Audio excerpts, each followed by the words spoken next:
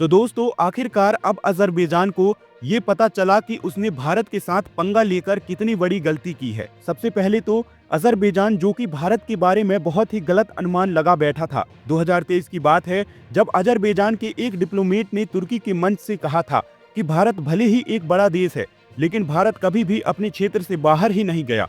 यानी कि भारत ने अपने क्षेत्र से बाहर कभी कोई पावर प्रोजेक्शन नहीं किया। लेकिन अब 2026 में आर्मेनिया की जमीन पर भारत का एक ऐसा पावर दिखाई दिया जिसने अजरबैजान की सांसें ही अटका कर रख दी। और अब अजरबैजान को समझ आया कि जिस भारत को उसने केवल क्षेत्रीय पावर माना, उसी भारत ने अब अजरबैजान सेना की एक्सलेशन डोमिनेंस पावर को ही खत्म करके रख दिया।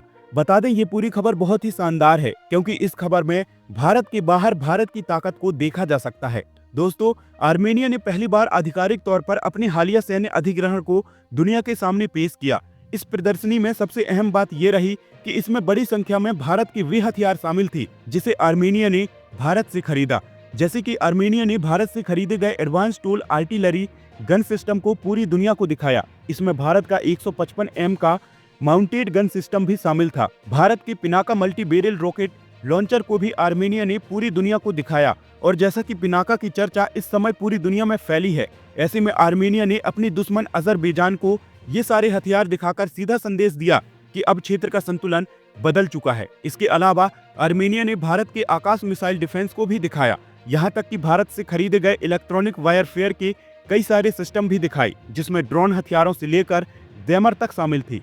हालांकि यहाँ पर ध्यान देने वाली बात यह है कि पहली बार भारत के हथियारों को किसी देश ने इतने बड़े पैमाने पर पूरी दुनिया को दिखाया।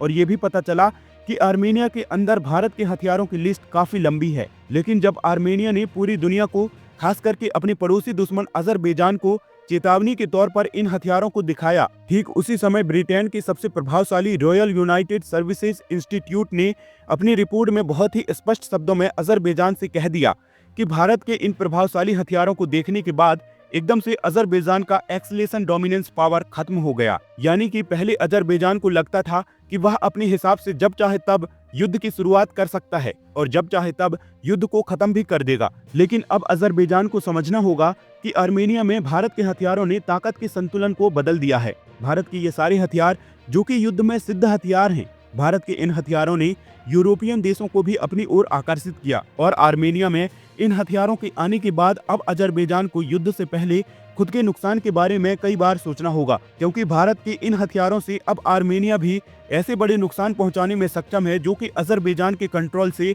पूरी तरह से बाहर होंगे। और भारत के हथियारों ने स्पष्ट रूप से अजरबैजान पे दबाव बनाने का काम शुरू कर दिया है। वैसे दोस्तों आपका इसके बारे में क्या राय है, अपनी राय कमेंट सेक्शन में जरूर बताइएगा।